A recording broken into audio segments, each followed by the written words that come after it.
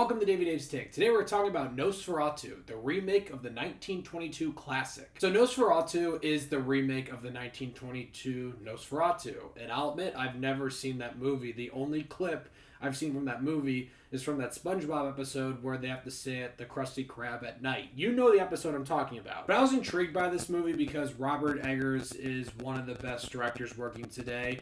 I don't necessarily fall in love with all his movies like some people do, but I do appreciate how well they're made, and there are some movies I do love of his. Like, I really enjoyed The Northman from a couple years ago. I love The Lighthouse. So I was excited to see him take on this iconic material that I feel like a lot of people know of but don't really know what it is, including me. And this film did not disappoint. Robert Eggers knocked it out of the park again, specifically with his directing. This is one of the best looking films this year, and that should come to no surprise.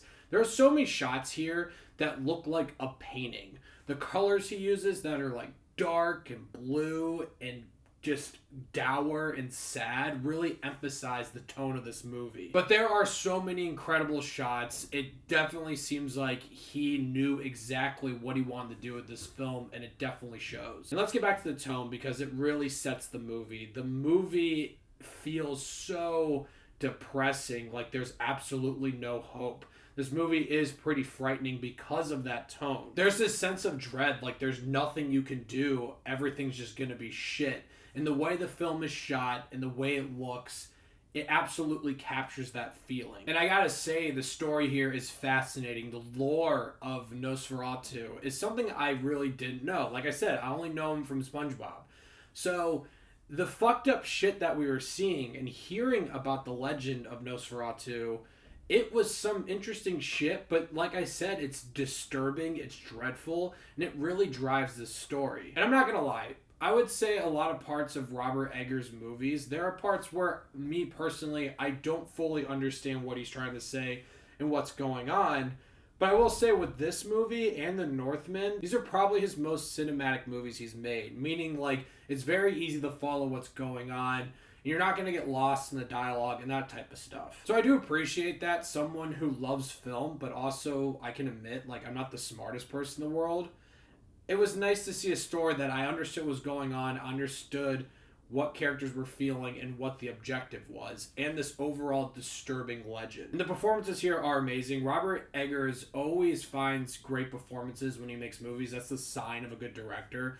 Lily Rose Depp is phenomenal here. There is so much she has to do. There's so much to her character. Like, she's frightened all the time because of this legend of what's happening to her. I won't go into it too much, but she brings this emotion to it, but also there's this physical aspect to her performance that I found fascinating, frightening, and extremely well executed. And that's how I feel about every performance in this movie. Everyone did a great job of understanding the tone and feeling these characters are feeling during this horrific time. I don't think this is some masterpiece. I think this is an extremely well-made movie. And this is coming from my opinion, obviously. Like, I think people are going to love this film, and I really liked it. But you come to my channel for my opinion, and for me, there are some parts of the movie that dragged a little bit for me. And as I was saying before about sometimes his movies, they're hard to understand sometimes for someone who's dumb and casual like me. I think there are parts here, like I said, the overall story is easy to follow, but there's like specific parts where I was kind of lost of what was happening. I almost needed subtitles, which I feel like is unfair to the movie, but I feel like this is a common theme sometimes with his movies, and I hate to say because I'm pretty much admitting like I don't understand something in a movie, but I think sometimes that is the movie's detriment. I think there are people that are going to think this is like the best movie of the year. They're going to give it a perfect score and all that. And I'm not disagreeing. It's not deserved. I just think for me personally, there are parts of the movie where I was just kind of lost, and it kind of knocked down my score a little bit for me. But I gotta say, this is one of the best shot films of the year. I mean, it looks incredible. Performances are great. And I really did love the story. I thought it was fascinating lore. It was frightening. I love the tone. It was so dreadful. They nailed that aspect. And this is probably the best Nosferatu movie we'll probably see. It's just, for me, there are some things that didn't totally work that might work for other people. But in the end, though, I still think this was definitely another great addition to Robert Eggers' filmography. I'm going to give Nosferatu 8 Davey Daves.